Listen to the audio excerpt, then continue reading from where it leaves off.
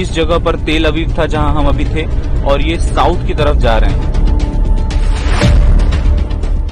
Israel और Hamas के बीच चल रही जंग अब एक निर्णायक मोड़ पर पहुंच गई है, क्योंकि इजरायली डिफेंस फोर्स यानी आईडीएफ ने गाजा में घुसकर हमास के उन ठिकानों को तबाह करना शुरू कर दिया है जहां से लगातार रॉकेट शेल्स फायर किए जा रहे थे। इजराइल हमास जंग के 8वें दिन इजराइल पर हुए हमले को लीड करने वाले कमांडर अली कादी की मौत हो गई है। रात भर गाजा में एयर स्ट्राइक हुई, जिसमें हमास के एयरफोर्स हेड मुराद अबू मुराद के मारे जाने की खबर है। वहीं हमास ने इजराइल की राजधानी तेल अवीव पर कई रॉकेट दागे और इजराइल ने गाजा पर रात भर बम बरसाए। जंग का असर अब वेस्ट बैंक पर भी दिखने लगा है।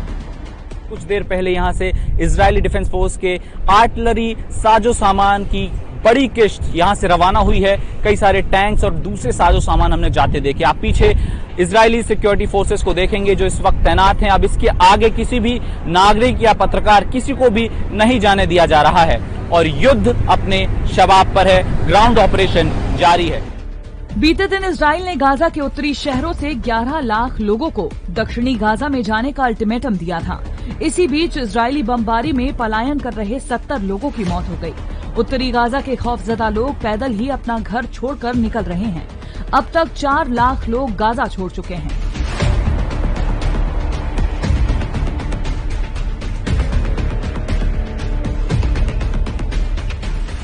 इजराइल ने गाजा की तरफ वाटर और इलेक्ट्रिसिटी सप्लाई रोक दिया था। इससे वहां पानी खत्म होने के कगार पर है। इस जंग में अब तक 2215 फिलिस्तीनियों की मौत हुई है। वहीं इजराइल का दावा है कि उसने लगभग 1500 आतंकवादियों को मार गिराया है।